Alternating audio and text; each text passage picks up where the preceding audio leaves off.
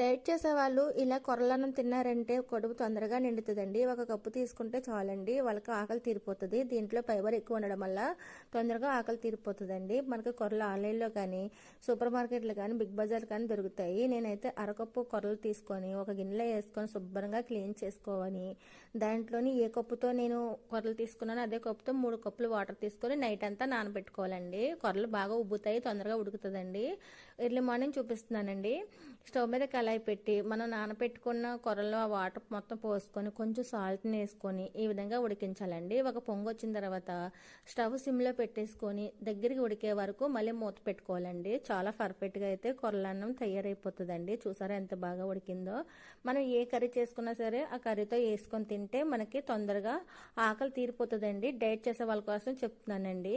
చూసారా కొర్రలన్నం అయితే తయారైపోయిందండి. ఒక్కసారి మీరు కూడా ట్రై చేయండి. వీడియో నచ్చితే లైక్ చేయండి.